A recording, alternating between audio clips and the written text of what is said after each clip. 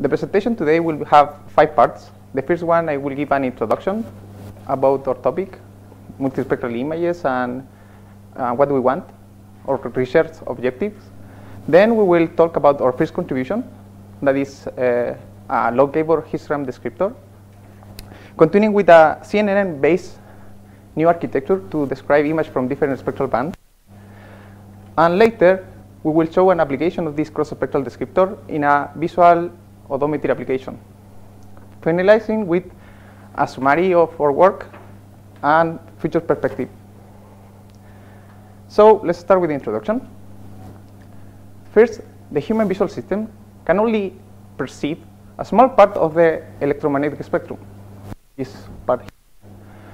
But on the contrary, camera sensors now can perceive other parts of the electromagnetic spectrum. For example, we have now infrared cameras, UV cameras, and so on. Each one of these cameras can have some benefits over image from the visual spectrum. For example, here it's very difficult to find the person that is here, but in a thermal camera it's really easy, because thermal cameras are good for segmenting people from the background. The use of these cameras is not new. We have 2 areas that are like remote sensing and medical imaging that have a lot of works in this area. So for example, here we have a picture of a crop from a satellite image using infrared cameras. Here we can see that are used to detect where plants need water and where in which part they don't need. With blue colors, it's part where they have a lot of water, and red ones are part that need water. We also find this in medical images, where normally are used to segment internal organs with X-ray images. On the contrary, we don't have too many natural image applications. With natural, we mean applications that are not remote sensing or medical images.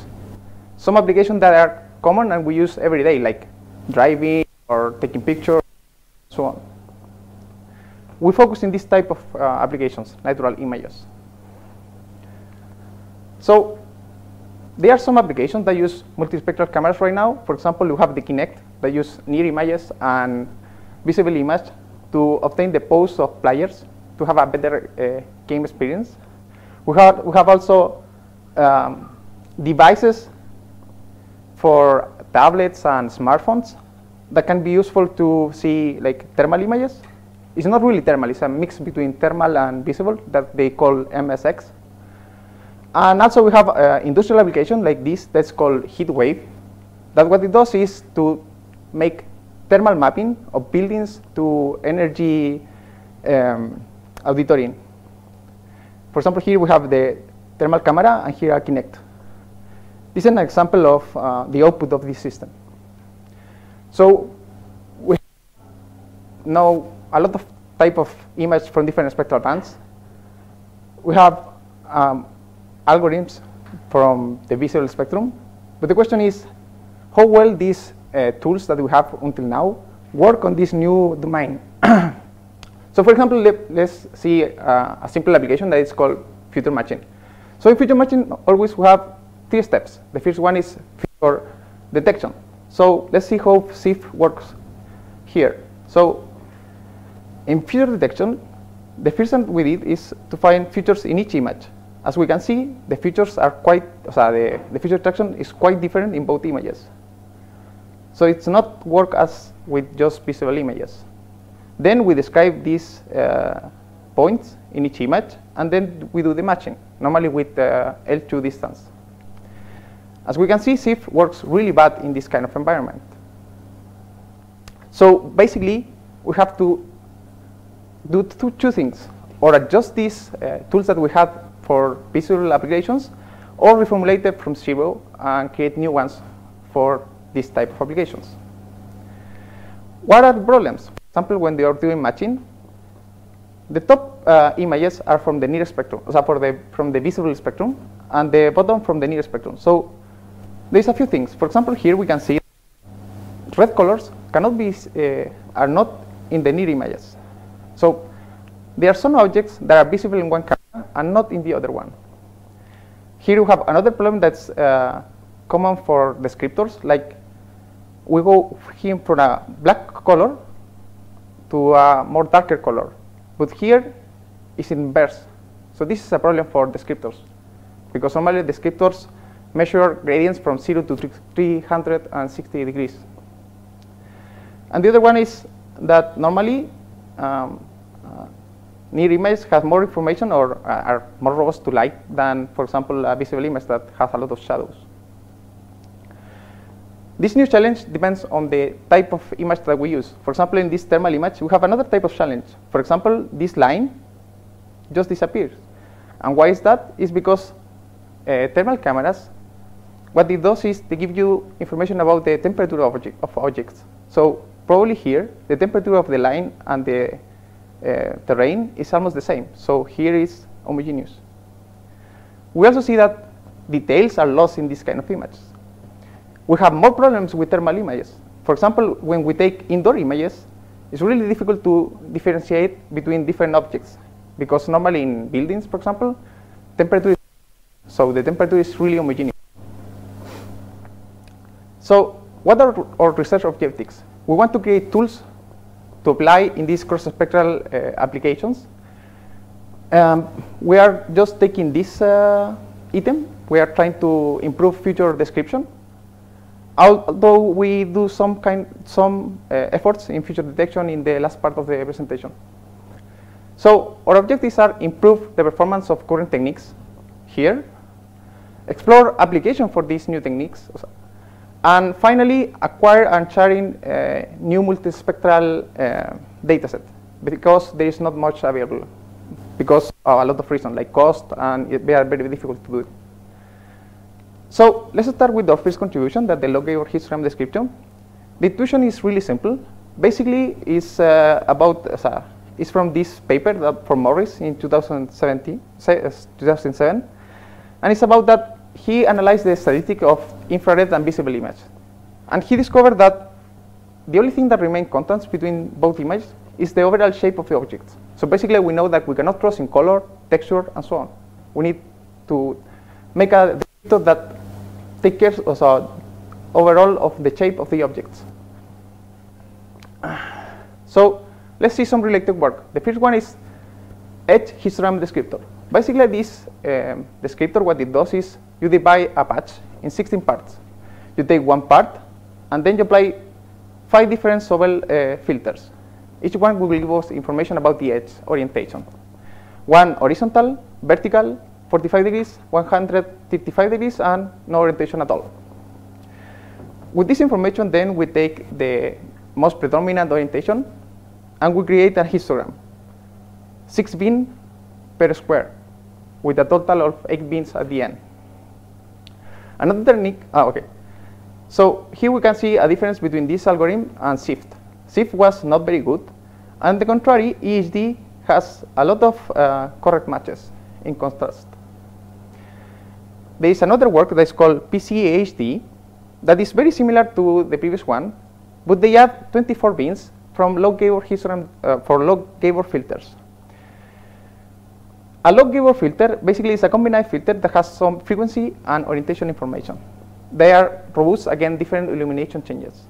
So what they did was to apply 24 filters to the image and getting the magnitude of the 24 filters at the central pixel of the patch. And this is the descriptor. This algorithm improved the result from the previous one. So we can see here EHD, and here we can see PCHD.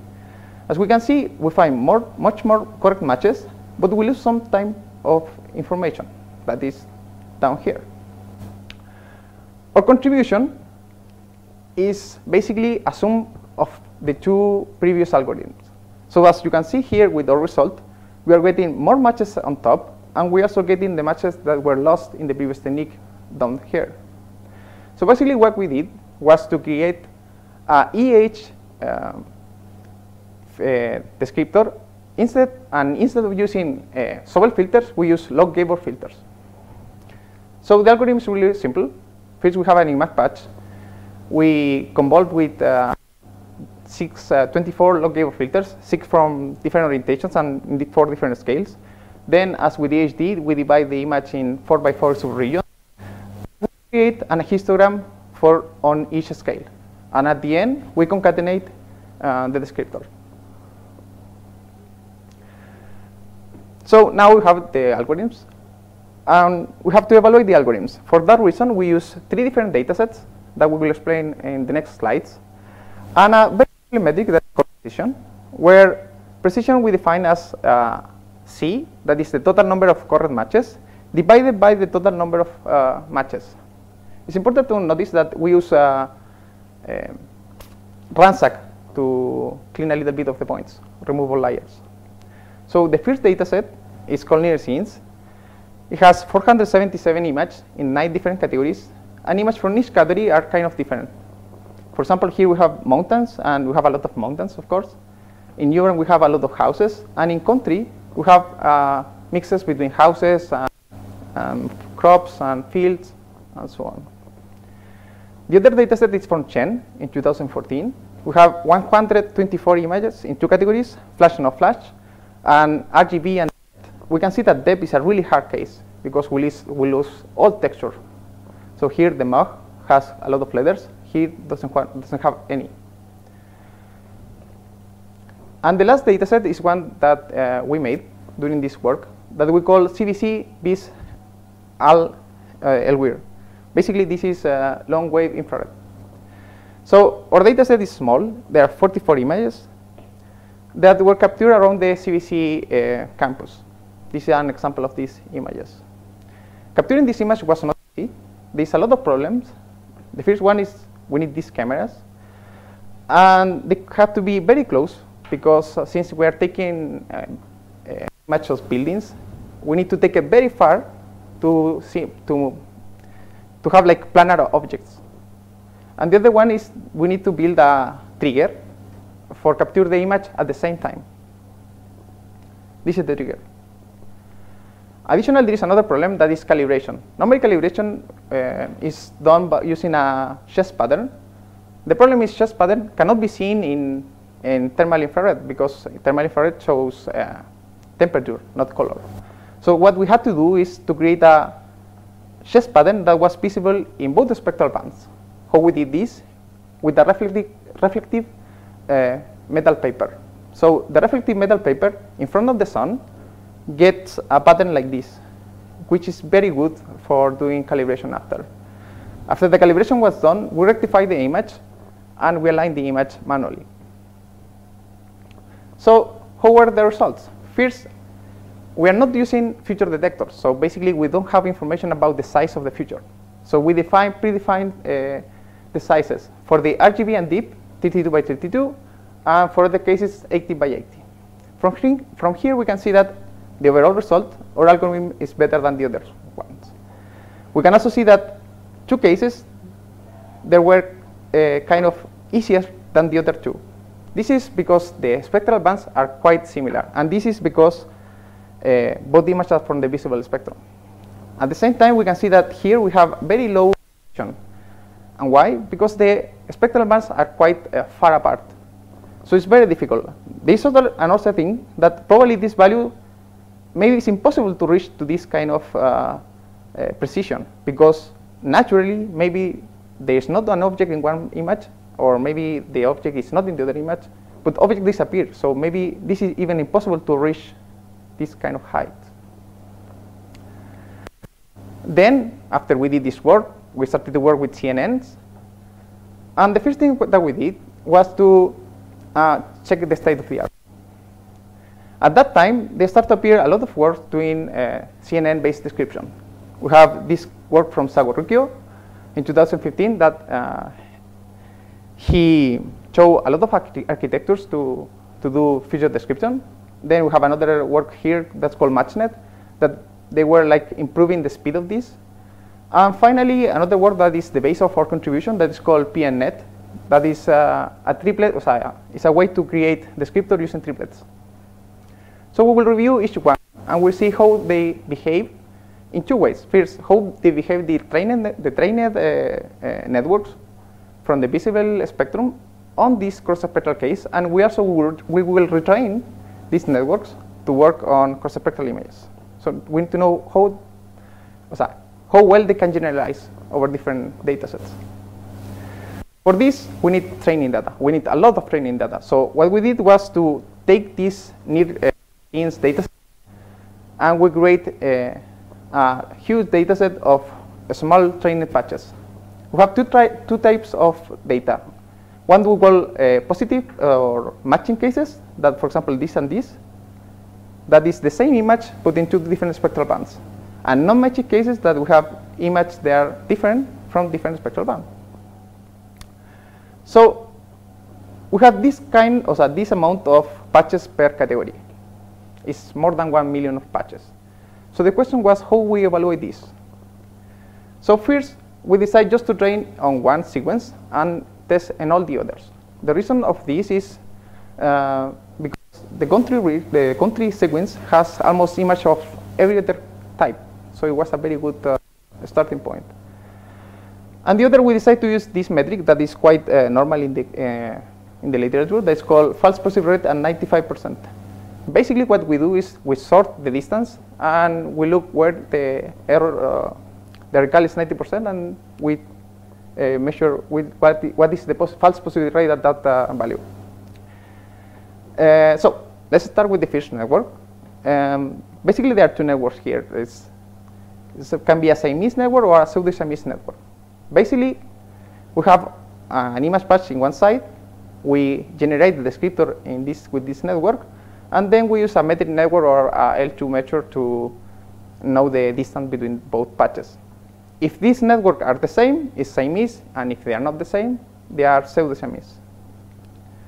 The loss function is as follows. First, this part is just a regularizer when we have a weight decay, and basically we want that the weights are quite small.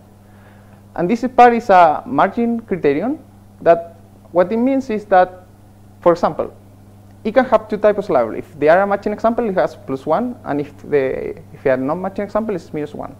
So we can see from the formula that here O is the output of the network. So if the case is positive, this is negative. So basically we want a long distance for matching cases, and on the contrary, if this is negative, this will come positive. So we want a small distance for negative cases. Okay. So how well this work? If we compare with the other algorithms, we can see that the best one previously was our contribution, and that with the Siamese network training this data set, we can improve just a little the previous state of the art. Also, we can see that the networks that were trained on visible image, they don't generalize too well on these new data sets. So they are not good as, for example, SIFT that you can test in any case and it works.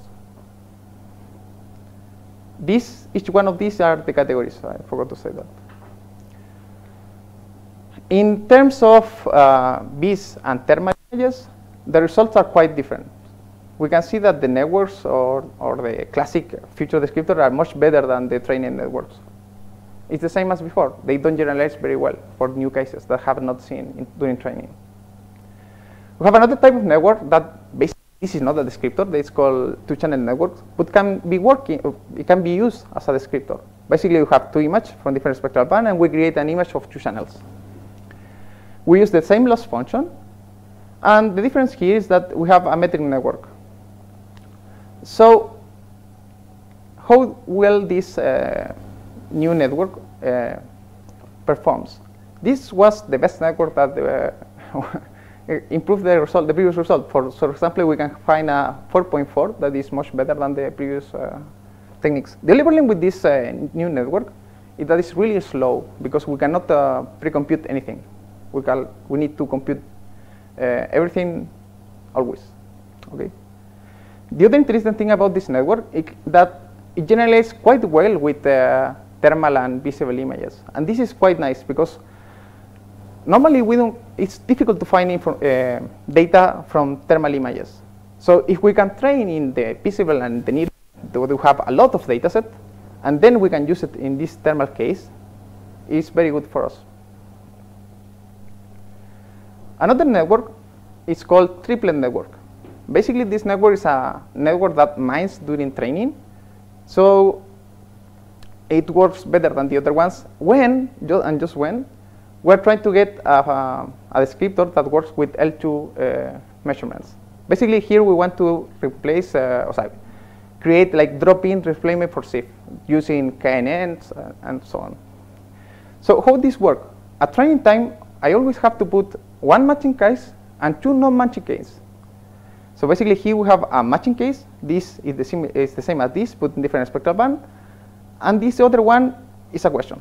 Basically, why is a question? Because invisible image is really easy to think for another non-matching case. But here, what we use? We have two possibilities: a non-matching case from a visible image, or a non-matching case from a thermal image. So it's not kind of straightforward to use in this new case. So the network is really simple. First, we have two parts. We have the matching part. This is a softmax function. So basically, here we do the mining. We choose the worst case or the most difficult case from the two non-matching samples and a matching sample, and the matching sample case. And then we use the MSE square error. So basically, what we are saying is we want that the matching samples be very, very small, the distance, and the other one close to 1. So we are trying to stretch between both examples. And this network, it was not better than the previous one, but it was much faster. And the other thing is we tried the three alternatives using a 3D image as RGB, a 3D image as a NIR, and a random. So of course, the random one was the best one. And this makes sense because you are seeing more information from different spectral bands. So what we can see here is that using image from both the spectral bands, it helps. But the architecture is not good enough for this. So, okay, I forgot this. The results were not very good also for thermal images. So, after seeing this result with the triplet network, we decide to create a new type of network that we call quadruplet or QNet. Why we choose this is because instead of using one matching sample and two negative samples, now we use two positive samples. Why? Because now we have one positive case, another positive case. We can do this. This positive near case, we can compare with this non-matching sample from the RGB and this non-matching sample from the near case. And at the same time, we can do both. So we can analyze all the possible difference. So the formulation is really similar to the previous one. The difference now is we do also mining the positives. That is a consequence of what we did.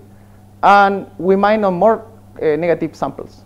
And the loss is the same. It's the mean square error of the log over the softmax function. The results were much better than the PNet network. We reached like 6.86. There's one thing. This is not better than the two-channel network, but it's the closest one in terms of a descriptor. This network was not so good as the two-channel network in this BIS thermal case, but it was not so bad as well. The other thing is that after we tried this network, we tried in visible case, BIS to BIS, to see how well it performed. And we discovered that it was very similar to the Triplet network. That was forgiven, but using less training data. For example, here we have three things that are important. The first one is the PNet one that use like 2.5 million of data or patches. And we can see that we are much better than this network using the same amount of data. And that our network is similar to PNet, but using much more training data, like 1/3 more. So this is a very good characteristic of our new network. It requires less training data than the triplet, and it makes sense because basically I'm mining better because I'm mining positives and non-negative cases. I see more data. So the last thing before the summary is we'll see an application of these cross-spectral descriptors in visual odometry. So basically, what is visual odometry is how the determining the position and orientation of an agent through cameras. So here we have, for example, an agent that is a robot. And with the cameras, we follow the path of the robot, for example, broadly speaking. So for that reason, we need new data. At that time, there was not multispectral data. So we used the card from the CBC. We used the same stereo rig from before. We used the trigger because it was really important that both images were taken at the same time. And we used a low-cost GPS system. At that time, the only GPS that we have available was my cell phone. This was a problem. This is the elevation that Google Earth gives for the position of the GPS. And it's like this. The problem is, this is the same elevation from here, but this kind of pinkish color is our ground truth from our GPS, and we can see that it's really bad. So we discovered that our GPS ground truth was really drifty. So we have to adequate this to our convenience. So basically, instead of using all the GPS ground truth, we just take samples every 100 steps, aligning with the Google Earth data. Of course, this has some problems, but the idea behind the work is not to improve the state of art, it's to show that it was possible to do this. So in total, we have 5 sequences. Every sequence was taken here in Cerdañola, and we call 2 rural and 3 urban. It's not that they're really rural, but there's a lot of trees, so we can interpret this sequence as rural. The distance is 2 kilometers, and we were really slow with the car, tops 50 kilometers per hour. These are the Google Earth image of each sequence. So here I have a video of the dataset. So we can see that the images are aligned, and they are taken at the same time. We can also see some difference between image from the visible camera and from the thermal camera. So in the visual image, there's a lot of light here, too much illumination, and we can see that the thermal, we don't have that problem. So it can be a complementary information. So what we think, our idea over this work is that, for example, we can create a system that computes odometry at each time of the day. Of course, it's impossible just with 2 cameras at the same time, but we can think in a system that, for example, if it's at night and the RGB camera is not working, or that your camera is black, we just use the thermal camera. If the thermal camera is not working, we just use the RGB camera. And if it's possible to use both at the same time, we use both. So we can create a system that works at each time of the day. Okay. So how we did this? Basically, we try to minimize the reproduction error using features. So the first step was to extract features. What we did was use fake congruency instead of, for example, as solar filters. Basically, phase congruency is a way to find edge and corners. This is the formula of phase congruency. Basically, we have an amplitude response and a phase response. And we have some given threshold, and we see if our response is over this threshold, and we accept that it's a good point. This equation maybe is not easy to understand, but then we can decompose in this. Basically, these are the momentums, so it's very easy. So if M it has a big value, it means that it's a edge, and the lower M is big, it's a corner at the same time that as M. So how are the results? Are like this. These results are not very good because they have too much points in very small regions. So we had to put some kind of rules or do ad hoc solutions. So basically, we limit the number of features per sector. We divide the image in 16 parts, and we say we can have just a maximum number of features per region. In this way, we have a lot of features, and they are very sparse. How we did the matching?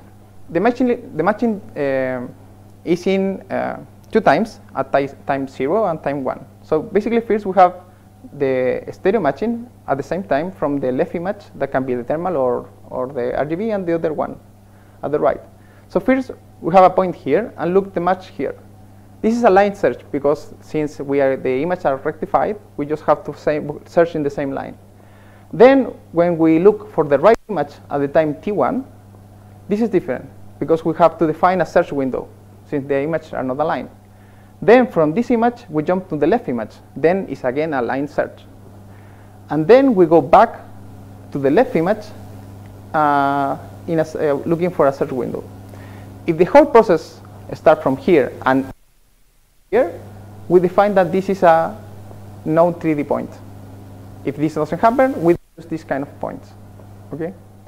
With this point, then what we do is the reprojection, or we try to minimize reprojection error. So basically, we have a motion estimation, we have rotation and translations, three rotation, 3 translation, and in essence, what we want is to minimize the reprojection error of a matrix, a moving matrix, and each one of these points. This point that it was here, 3D point, is x. Okay. And the solution was using Gauss-Newton algorithm. Basically, it's a nonlinear problem. So how were the results? Were kind of good. Here we can see that maybe it's not so easy here, but here we can see that the red one is the ground truth, and the yellow one is our algorithm. And even we don't have very good, so it's not perfectly, we can see that it's possible to do it. The same for the other sequence. So basically, we can say that it's possible to use multispectral odometry. At this time, maybe now, there are better results because there are more techniques. This work was done in 2015. Finally, as a summary, we present 2 types of descriptors. One that works just for nonlinear difference, and the other one that works also in visual images. We prove that multispectral visual odometry is feasible, and we provide all the things that we did. We provide open source code and open datasets. As future work, we think we have a lot of things to do. First, we need much more multispectral data generation. Our dataset haven't appeared a few more, but still we need much more. And there's a lot of ways to think on how to generate this new data. First, there are new type of camera that the sensor can capture more spectral bands. For example, can capture at the same time R, G, or B, and even near. So this is quite nice. And the other is thinking in novel CNN architecture. For example, we can think in generate GANs, or using GANs for generate thermal-like images. With just thermal-like images, we can train in these images and then use it with thermal ones. The other is this kind of cross-spectral application can be used in the industry. For example, now we are working in my country, in Chile, with a wood company that's called Maciza, and they are funding us to create scanners for detecting defects in the line of production. So this is quite nice for us. And these were the publications during the thesis, and this is the conference and workshops. Finally, thanks for your attention. Any question?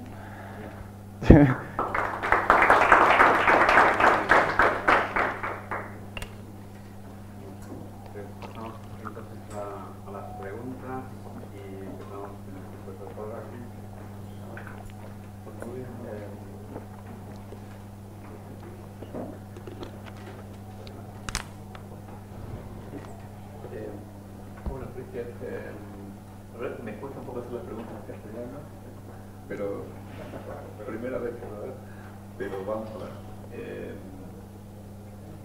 Primero, en resumen de las cosas positivas, me gustó tu tesis porque está muy bien escrita, en inglés está muy claro y no contiene errores de gramática ni sintaxis ni nada.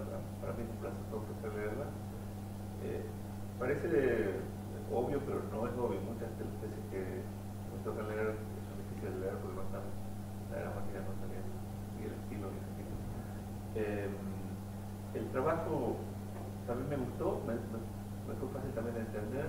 Algunos puntos que tengo para hacerte unas preguntas pequeñas, también para clarificarme yo. Además, veo, bueno, todo lo que tiene que ver con la presentación está muy correcto, las referencias, etc. Tengo una pregunta sobre las referencias que me gustaría hacerte ya del área. Primero, no lo explicas mucho, ahora veo que en la presentación lo has puesto más énfasis, es el tema de que los métodos clásicos, digamos como así, fallan el problema. ¿Sí? Obviamente las imágenes que estás comparando son distintas del infrarrojo con la visible y aparecen que se cosas como esa línea que mostramos que no se pierde una imagen, no la otra. Pero aún así hay mucho contenido, muchos bordes que son comunes. ¿Me podrías dar una idea un poco más elaborada de por qué SIF, por ejemplo, no funciona? SIF tiene un problema específico y es que, de hecho, hay una versión multiespectral de SIF que se llama, o nosotros le ponemos Gradient Invariant SIF. Lo que pasa es que SIF mide de 0 a 360. Entonces, como mide 0 a 360, si tus gradientes cambian de dirección, estás teniendo problemas de información. Entonces, en un momento encontraste un gradiente aquí, pero en la otra estuvo al revés, en la otra imagen. Entonces, la forma de solucionar eso, y lo que normalmente se hace con Hawk y con SIF, para hacerlo multiespectral, es que tú limitas, en vez de hacer SIF hasta 360, lo haces hasta 180 y pasas de abajo los gradientes arriba, entonces los complementarios. Es por eso más que nada, es el mayor problema que tiene SIF en ese sentido.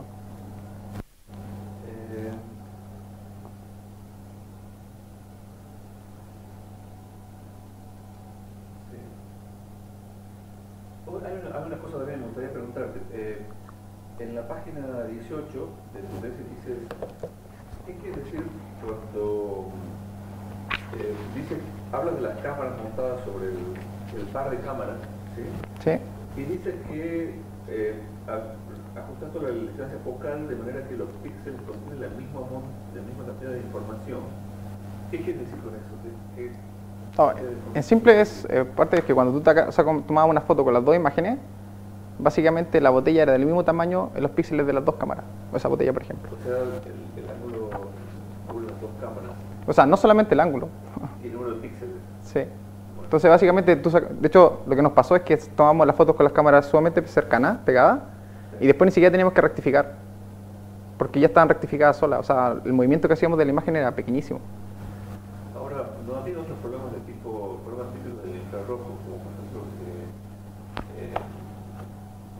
problemas de registro, que son muy comunes en las cámaras infrarrojas?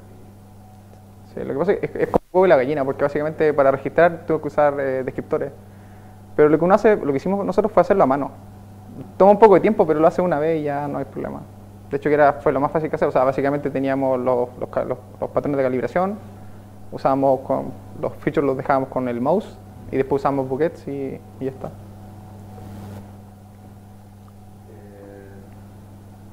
¿Y tuviste alguna medida de cuán bueno es el registro? ¿Hiciste algún tipo de medida o solamente a mano?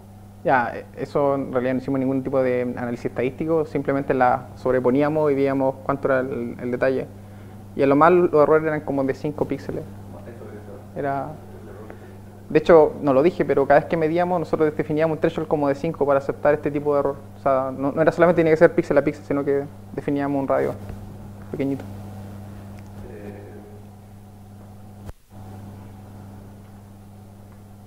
Sí, en página 27 dices...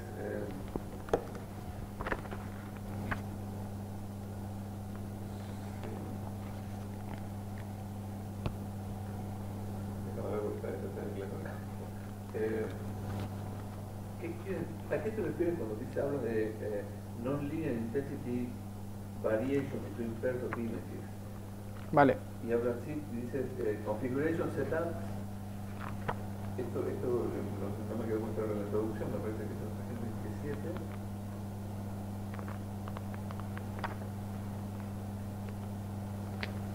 Sí, dice...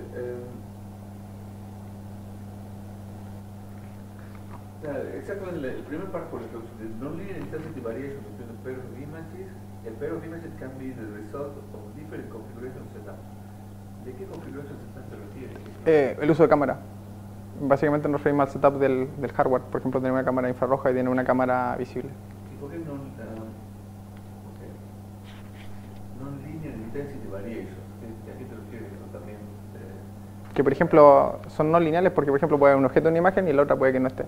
Entonces no hay una forma de convertir una imagen en la otra de una manera lineal. Eso es. Siguiente es...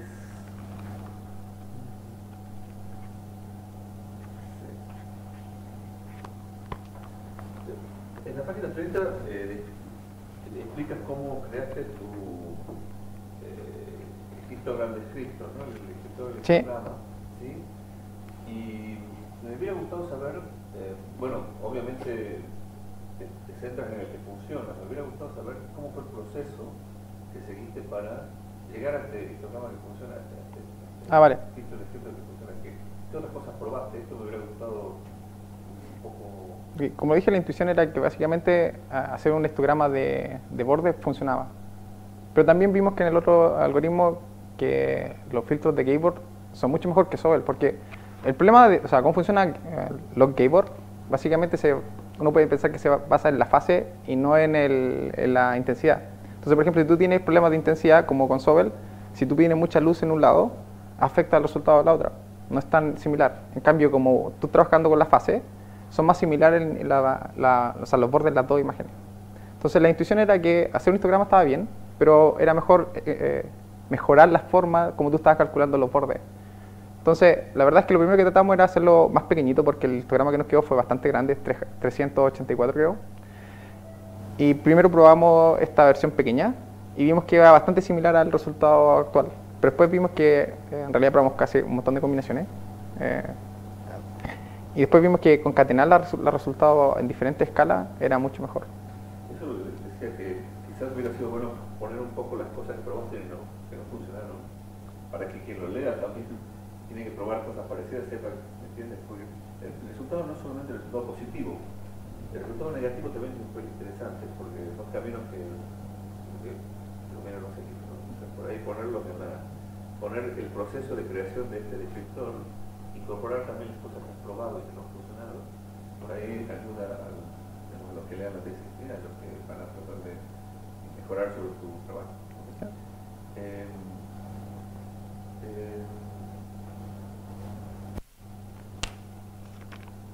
Bien.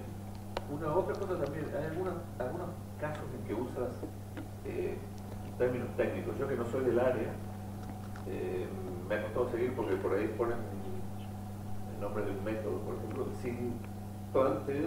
suponiendo que ya el lector lo conoce, y por ahí te convendría poner a lo mejor escribir un poco ese método, un poco de partito o alguna cosa, un poco para darle la idea de lo que estás hablando, si no me tengo que ir a googlear cosas en medio de la tesis.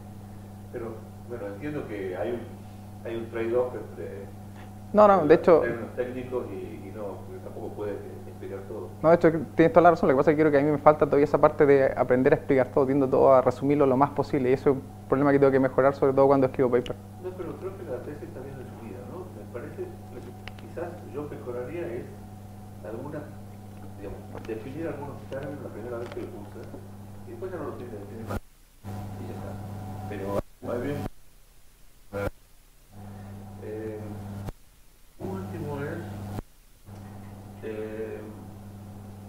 sí hay en la página 35, segura que puede hablar de eso, la página 35,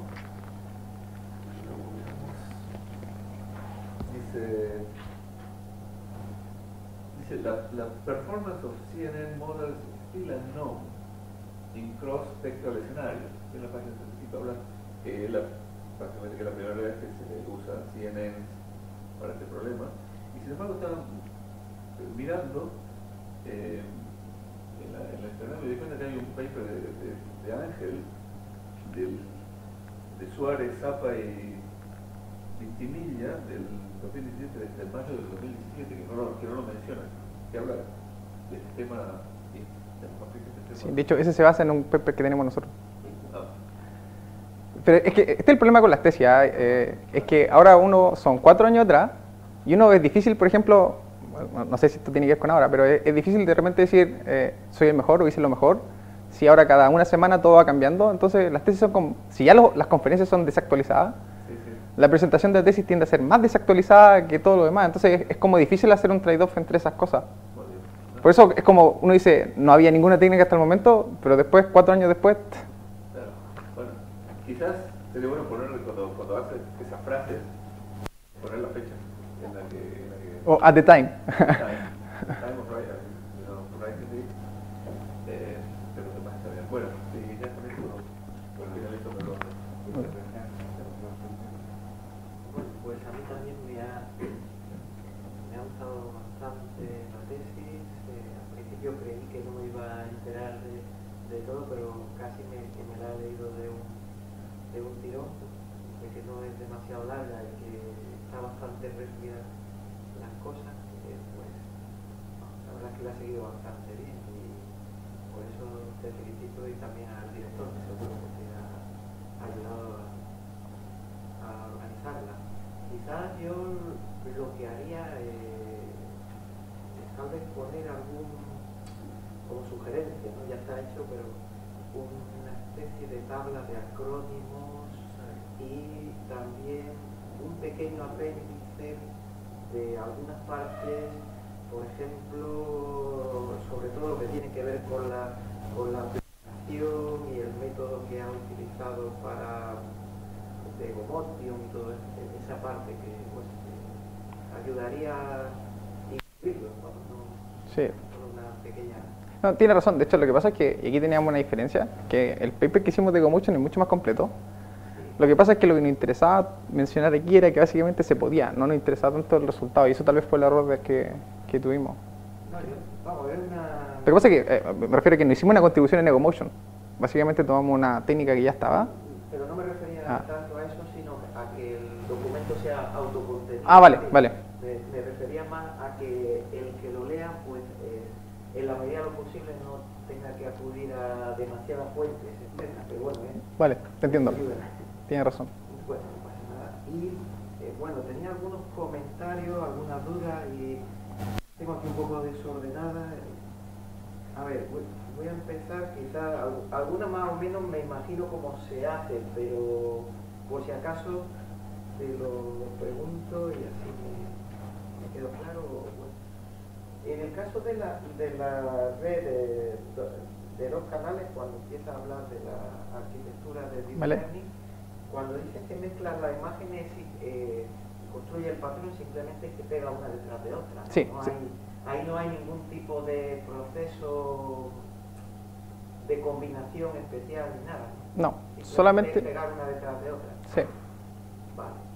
Eso ya, entonces, después, siguiendo con las redes siamesas, las redes, todas las otras redes, ¿comparten pesos entre ellas o son, cuando tú entrenas, quiero decir que si hay conexiones compartidas o son totalmente... O sea, la red siamesa, básicamente toda la parte convolucional es la misma. Sí. O sea, es como usar un... Sí, sé que la estructura es la misma, pero aparte hay algún tipo de conexión entre sus redes, por decirlo así, o es... Es que si los pesos son los mismos, las redes son las mismas. Vale. O sea, sí, eso sí. O sea, las formas, o sea, primero, las capas son todas iguales, en los dos lados. Sí, no me refería a eso, me refería a si, a lo mejor es por desconocimiento, pero entre un bloque, en la figura se ve, entre un bloque y otro de la red siamesa, si hay alguna conexión.